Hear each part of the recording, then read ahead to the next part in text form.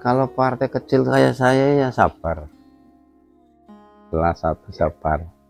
Yang kedua kita bisa memperhatikan kehidupan belut itu bagaimana kan karena dia tidak terlihat airnya, lumpurnya itu bagaimana kan ada tata caranya, ada aturannya.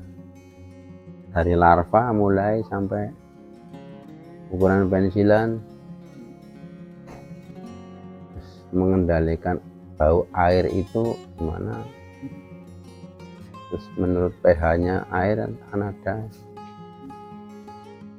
mungkin pH-nya mungkin sekitar 6 lah. Kalau untuk mengatasi bau air itu kita pakai tradisional aja dengan tanaman kangkung atau enceng gondok. Untuk membunuh bakteri-bakteri kalau saya menggunakan tradisional yaitu daun ketapang yang kering itu.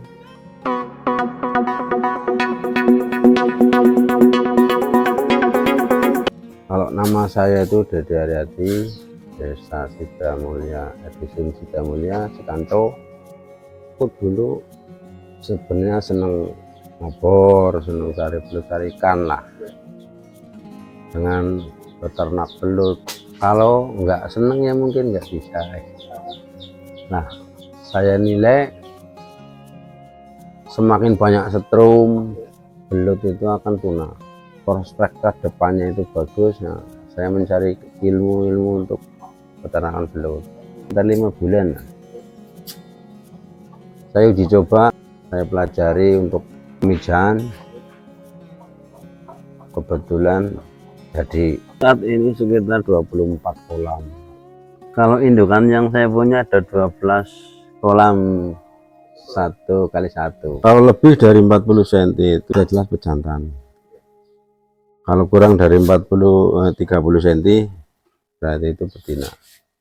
Itu yang untuk muda. Dengan ciri-ciri lain dari postur tubuhnya betina itu agak bening, kepalanya itu agak moncong. Kalau yang pejantan itu agak besar, panjang, lebih dari 40 cm. Kalau untuk musim kawin belut itu sekitar bulan 12 Desember. Nah, setelah musim hujan, Januari ini memijah. Kalau 1 tahun kalau kita dibikinkan hujan buatan itu, kalau saya kan pakai hujan buatan pipa-pipa air itu bisa 2 kali pemijahan. Masalahnya makanya saya taruh dalam 1x1 itu ada betinanya 4, itu untuk biar estafet gitu, gantian. Kadang-kadang satu musiman itu 2 yang bisa, kadang-kadang cuma 1, nanti berikutnya lagi. Sebetulnya tergantung berapa banyak indukan yang akan untuk memijah. Kalau 1x1 itu 4 betina, 1 pejantan. Kalau lebih dari misalnya 1x2 kita tambahilah 6 betina,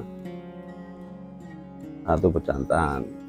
Kalau kedalaman itu saya menggunakan lumpur itu air tetap 10 cm dengan dataran tanah, gundukan tanah itu tetap sekitar 20 cm. Yang pertama persiapkan dulu medianya itu ya. Kalau medianya untuk kolam pemijahan, kita melihat sistem sawah aslinya itu kan ada galengan. Jadi kalau kolamnya dibikin seperti itu, ada daratannya, ada sistem airnya minimal 10 cm lah. Nah, daratannya itu tujuannya untuk telur. Kita sterilkan dulu benar-benar tidak ada amoniak yang jahat itu. Kalau sterilkan dulu sudah bagus, kita buang caranya dengan daun ketapang tradisional saya itu lah. Ketapang udah kita masukkan dulu pejantan itu sekitar 3 hari lah. Nanti pejantan itu dia akan mencari betinanya itu kan. Setelah 3 hari sendirian kita masukkan betina itu dengan posisi air itu ada hujan buatan, insya Allah itu langsung nanti bisa cepat memecahnya. Kalau yang sudah saya alami 1 tahun 2 kali pemijahan, kita lihat besar kecilnya itu ya, sampai kadang ada yang 500, ada yang 1000, ada yang semakin besar yang semakin banyak. Setelah bertelur menetas dia jatuh ke air. Di situ kalau memang karena belut itu kanibal, dari 3 betina yang belum ini dia akan memangsa dulu. Makanya dibikinkan suatu dari waring ukuran 20 60 boleh, 20 50 dengan enceng gondok di dalamnya itu nanti supaya yang kecil itu masuk, jadi terhindar daripada kanibal. 1 minggu itu sudah ukuran paling berapa senti itu, 5 sentian 7 senti itu saya masukkan ke kolam pembesaran pensilan itu kan, dengan media untuk akaran enceng gondok cukup dengan itu, dengan air paling 10 cm lah, dengan akar enceng gondok yang padat. Dengan itu kita nggak perlu ada lumpurnya, cuma lebih baiknya dengan waring gitu loh, dengan waring yang saya punya kayak gitu kan, hijau-hijau itu, dengan tujuan untuk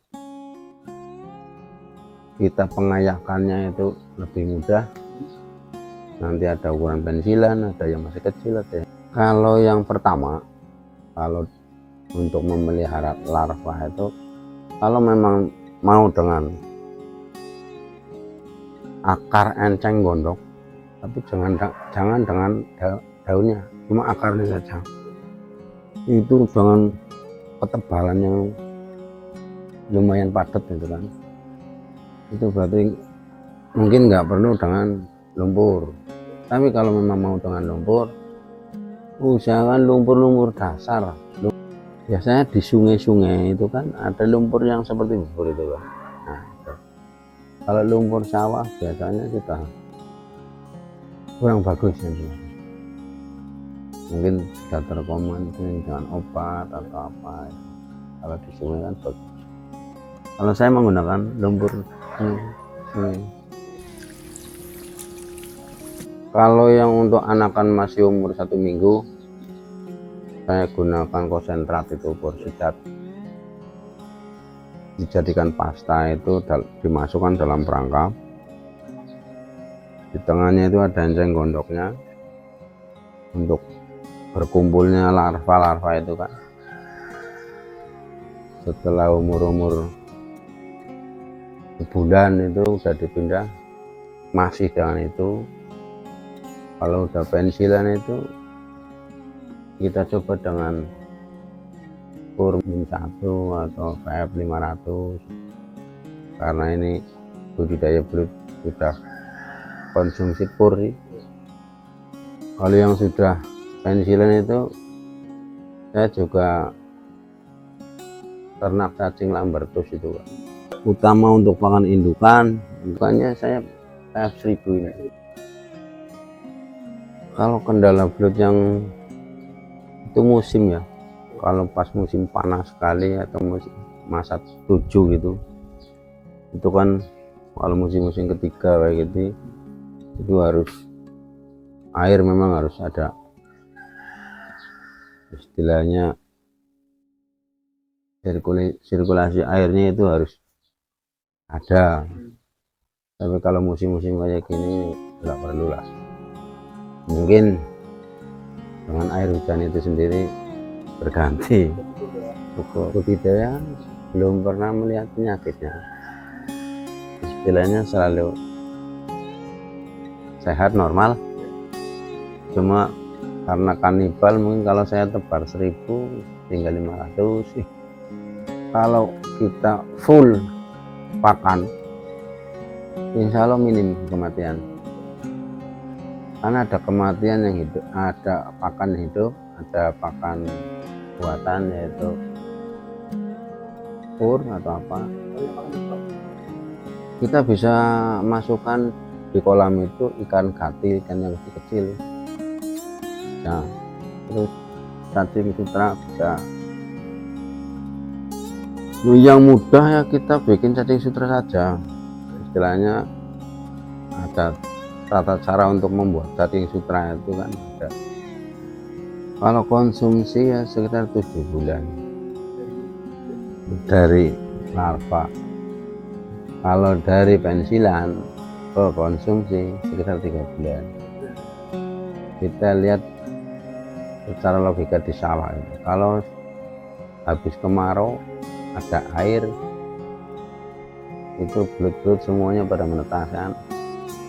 Setelah panen berarti kan 3 bulan 4 bulan itu belut sudah ukuran konsumsi.